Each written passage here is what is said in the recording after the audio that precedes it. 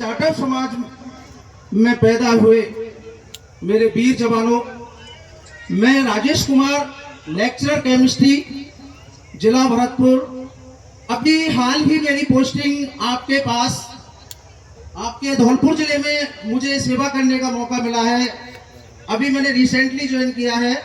इससे पहले मैं 5 सर्विस बदल चुका हूं और शिक्षा के क्षेत्र में मैंने जिस दिन मैंने पहली नौकरी ज्वाइन की राजस्थान पुलिस की, उसी दिन मैंने संकल्प ले लिया कि मैं शिक्षित हूं और वो दीपक बनूंगा कि 100 दीपकों को मैं जलाऊंगा। ये मेरा संकल्प के साथ में मैं जिला भरतपुर से अभी हाल ही यहाँ पदस्थापन हुआ मेरा, और मुझे लगा कि मैंने आज तक सभी समाजों की महापंचायत देखी, लेकिन धन्य है वीर भूमि वाला धौलपुर कि तुमने वो कारनामा कर दिखाया है कि यहाँ पहली जाटव समाज की मीटिंग हुई है। नमो बुद्धाय, जय भीम। मैं प्रीति यादव, मैं सीकर से हूँ। यहाँ पर पधारे हुए जितने भी प्रदुमन हैं, हमारी जो महिला समाज है, उनका मैं तहे दिल से आभार व्यक्त करती हूँ, जिन्होंने मुझे आज पहली बार इतनी बड़ी जो पंचायत है, जो हमारे समाज की पंचायत है, उसमें मुझे बोलने का मौका दिया है। अब मैं सर से निवेदन करूंगी, पहले वो अपनी कुछ बात रखेंगे, उसके बाद मैं एक शिक्षा की ऐसी बात आपको बताऊंगी, शायद आपको नहीं पता है, मैं उस पर 5 साल से काम कर रही हूँ। पहले सर अपनी बात रखेंगे, उसके बाद मैं आपको उसके बारे में बताऊंगी। जाटव समाज संकल्प महापंचायत, एक 30 सेकंड की कहानी बताऊंगा। अगर अच्छी लगे तो उसे अपने दिल में उतारना। कि मैं एक मूर्तिकार के पास में मूर्ति लेने गया और उसने 3 मूर्तियां हूबहू बना रखी थी। मैंने बोला, भाई ये 3 मूर्ति एक जैसी है और आपने जो रेट की लिस्ट लगा रखी है वो तीनों की अलग अलग। बोले, बात क्या? मैंने नाक, नक्शा, कान, जो भी मूर्ति की, जो भी मैं बाहर से देख सकता था उसको मैंने देखा, बहुत बारीकी से सोचा, मैं पकड़ नहीं पाया। हार के जब मैं थक गया, मूर्तिकार के पैर पकड़े कि भाई मुझे ये तो बता कि क्या अंतर है, और तुम्हें बताना ही पड़ेगा कि एक मूर्ति 100 रुपए की, एक मूर्ति 1000 की और एक मूर्ति 1 लाख की। कि बोले, साहब ये मेरे पास में माचिस की तीली है। साथियों, गौर करना मेरी बात पर, क्योंकि संकल्प महापंचायत है ये, और पूरे राजस्थान में, क्या पूरे हिंदुस्तान में जाटव समाज की पहली पंचायत है ये मेरी नजर में।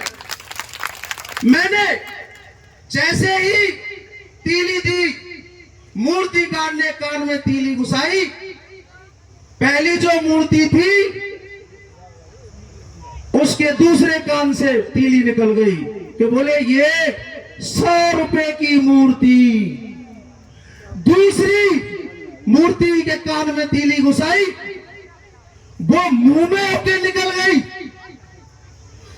दोस्तों, गौर करना कि हम संकल्प ले रहे हैं इस कान से और उस कान में निकाल दिया तो वो हमारा संकल्प नहीं है, या हमने एक कान में बात सुनी संकल्प की और मुंह से निकाल दी तो वो भी हमारा संकल्प नहीं है।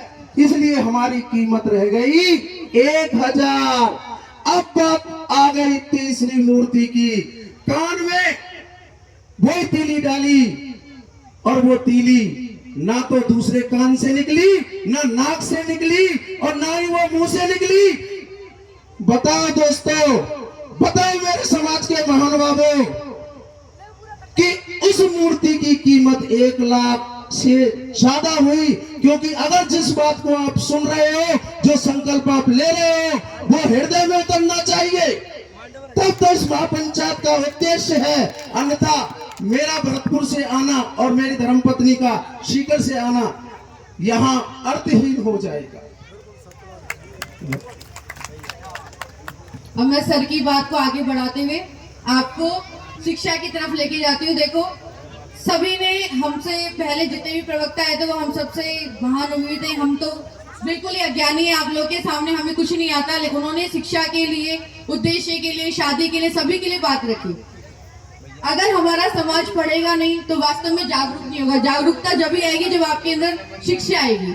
तो मैं शिक्षा के लिए आपको बताना चाह रही हूँ कि हमारे समाज के लिए स्पेशल, हमारे समाज के लिए एक जो अपने प्रधानमंत्री है वहां से एक श्रेष्ठा नाम की योजना निकलती है। सिर्फ हमारे समाज के लिए योजना का नाम सभी आज घर पे जाके देखेंगे। श्रेष्ठा के नाम से श्रेष्ठा योजना है केंद्र सरकार की, जिसमें 9 से लेके 12वीं तक और 11 से 12वीं तक ऐसा स्कूल जिसकी फीस 8 लाख रुपए साल है या महंगी फीस है, और जिसके आगे आगे हम निकले और सोचे कि इसमें हम बच्चे को पढ़ाते, उसको केवल एससी वर्ग की योजना है वो। और सबसे ज्यादा उसमें एससी वर्ग में अभी तक महावर समाज ने वर्चस्व रखा है, लेकिन उसकी तैयारी आप ऑनलाइन भी कर सकते हो। मैम बताएं। एक्चुअली में उसका क्या है, 2 बार एग्जाम होता है। एक बार तो आपके बच्चे ने 8वीं पास कर ली, उसके बाद वो 9th क्लास में अगर किसी भी स्कूल में एडमिशन लेते हैं, उसमें होता यह है कि आपको सबसे पहले फॉर्म भरना पड़ेगा। श्रेष्ठा के नाम से आपकी स्कीम निकालनी पड़ेगी। वो एग्जाम का फॉर्म आपको अप्रैल या मई में भरना पड़ता है, एग्जाम उसका जुलाई में होता है। अगर आपका बच्चा 9th क्लास में, पूरी इंडिया में एग्जाम होता है, आपका बच्चा पूरी इंडिया में किसी भी स्टेट में, जम्मू कश्मीर, महाराष्ट्र, जहां पर भी जाना चाहता है वहां पर जाएगा, पहली बात। दूसरा, इंग्लिश मीडियम स्कूल में पढ़ेगा। तीसरा, उसका जितना भी खर्चा होगा सरकार उठाएगी। वो हॉस्टल में फ्री रहेगा, उसको खाना फ्री है, रहना फ्री है, पढ़ना भी फ्री है। मैं और सर हम दोनों ही 5 साल से ये योजना कोरोना के बाद स्टार्ट हुई है। हम ऐसे ही हमारे समाज के बच्चों को पढ़ाते हैं। जैसे सरकारी स्कूल है, सर 8th क्लास से बच्चों को 9th क्लास में एग्जाम के लिए प्रिपरेशन कराते हैं गर्मियों की छुट्टी में। फिर उन बच्चों का हम फॉर्म खुद भरवाते हैं। भरवाने के बाद जब उनका सिलेक्शन होता है उसकी काउंसलिंग भी हम करवाते हैं। हम कोशिश ये करते हैं कि उन बच्चों को अपने घर के पास स्कूल मिले, जिससे छुट्टियां हो सके तो अपने घर भी मिल सके। और उसके बाद जो आपका इंग्लिश मीडियम स्कूल भी सीबीएसई होता है, उसमें मैं पीजीटी केमिस्ट्री लेक्चर हूँ। उसके बाद 9 से लेकर 12th की क्लासों को मैं देखती हूँ। तो मैं वहाँ बच्चों को कोशिश ये करती हूँ कि हमारे समाज के जितने भी बच्चे होते हैं वो पढ़ लिख के आगे बढ़ सके। क्यों? क्योंकि हमारे समाज के अलावा उसमें दूसरे समाज के, क्योंकि हॉस्टल तो होता है सभी के लिए, हमारे समाज के बच्चे भी होते हैं, दूसरे समाज के बच्चे होते हैं, तो उनके बीच में इतना जातिवाद होता है, जिसके लिए हम फिर आगे खड़े होते हैं कि क्यों भाई, क्यों इनके लिए जाति समाज, क्यों? जब पूरा खर्चा सरकार आपको फ्री दे रही है तो आपको पढ़ाने में क्या दिक्कत आ रही है? सही बात है कि नहीं है? जब तक हमारा समाज सीखेगा नहीं, पढ़ेगा नहीं, जब तक आगे कैसे बढ़ेगा? तीसरी बात यह है, जब तक आपके बच्चे बाहर नहीं निकलेंगे, उनको क्या पता बाहर की दुनिया में क्या हो रहा है। बताइए आपने तो घर पे खेत का काम कर लिया, महिलाओं ने गोबर पानी का काम कर लिया, उसके आगे की दुनिया देखी है क्या? नहीं देखी। अगर आपके यहाँ बाजार में हाट लगती तो आप भी सामान लेके और देकर आते, उनको पता ही नहीं दुनिया में क्या हो रहा है। जब तक आपका बाहर का बच्चा किसी दूसरे समाज के बच्चे के साथ नहीं रहेगा, बाहर के परिवेश में नहीं जाएगा, तो उसको पता ही नहीं कि हमारे बाहर जिंदगी में हो क्या रहा है। वो तो घर से पढ़ा, घर से रखा और घर का घर ही रह गया। तो जब वो बाहर जाएगा तो दूसरी बात तो अपने आत्म डिपेंड, सेल्फ डिपेंड बनेगा, क्योंकि वो खुद करना सीखेगा। यहाँ पर तो आप उसको भेजोगे कि बेटा ये चीज लेके आनी, तो वो लेके आएगा। वहाँ उसको हर चीज की जरूरत पड़ेगी तो बार बार तो फोन करेगा नहीं, पापा मैं मुझे ये चीज लेके आओ। वो खुद बच्चा जानना सीखेगा, रहना सीखेगा, बात करने का तरीका सीखेगा।